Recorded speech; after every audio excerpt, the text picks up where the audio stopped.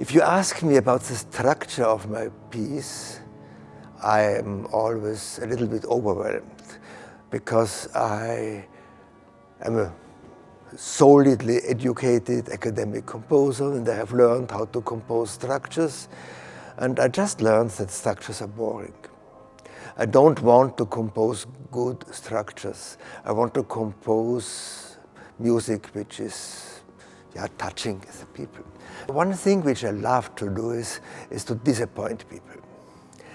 And you have paid your ticket to hear 50 pianos, and you have written each of them is tuned differently. What do you expect? Of course you expect some horror sound.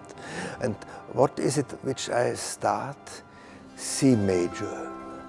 And C major in the tempered way as traditionally it will be performed, with the harp, with the harpsichord, or with the accordion. And then, like a thunderstorm, the totality of these pitches enters the space. And later, the same simple chord progression, which we heard with the tempered system at the beginning, is then performed in just intonation. Because these 50 pianos are able to intonate a C major chord more precisely than a traditional ensemble. How are these piano tuned? The physical answer is very easy to say, 2 cents difference, but I think only a minority will understand this. A semitone, this is the interval between 2 keys close to another on a piano, is 100 cents. Imagine you have a piano, one piano, and you divide between the C and the C sharp in 50 different spaces. This is a very, very tiny interval.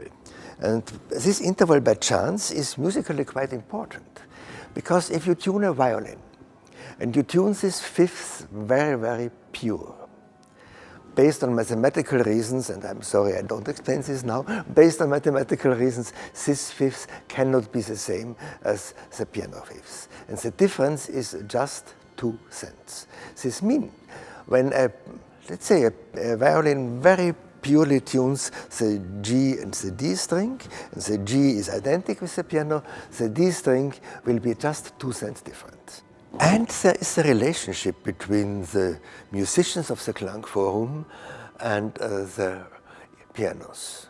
Of course, I could have put the orchestra into one space, and then there would be a unit against the pianos.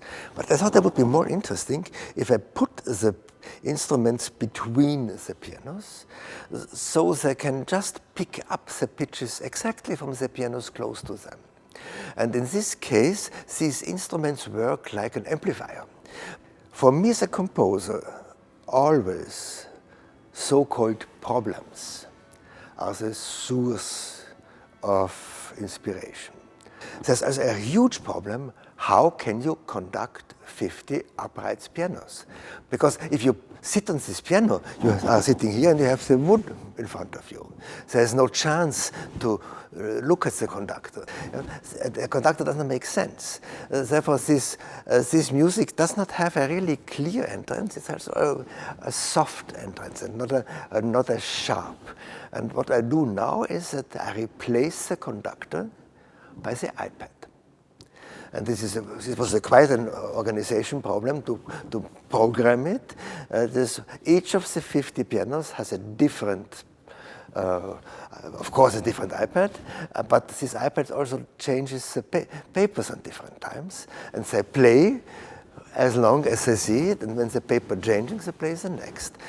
The Klangforum musicians, they are specialists, and they don't get this score. They get timers. And they follow the timers, and they have a score where it's written, okay, after 32 minutes, 26 seconds, you do this.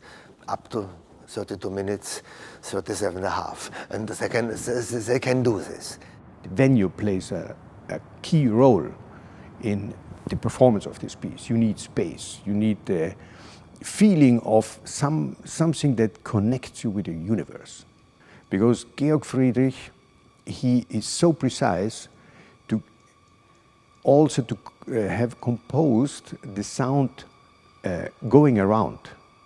And so you need to be seated to listen to that kind of sound. It starts at piano 1, goes to the piano 49 or 50, and in this direction, in the opposite direction, because that makes it also bigger, because with that kind of sound directions, the space is becoming bigger when you are open enough to listen to this.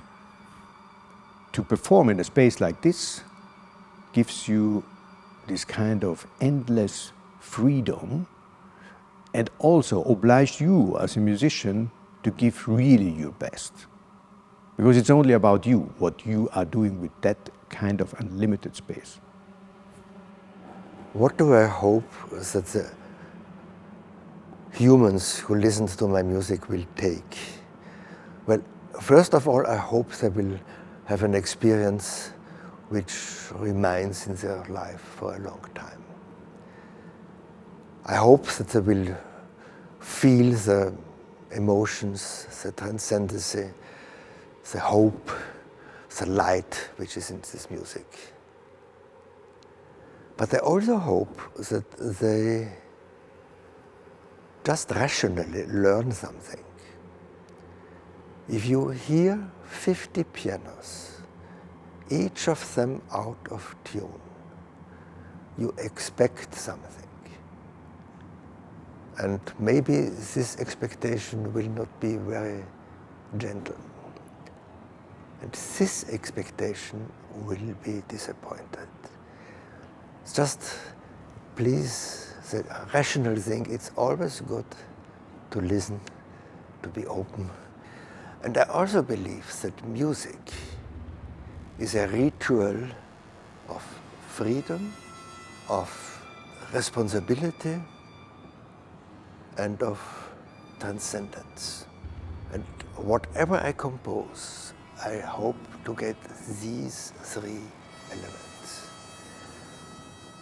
And if everything goes well, there will be some people who are involved into this community. And believe me, music is very, very important, especially in dark times.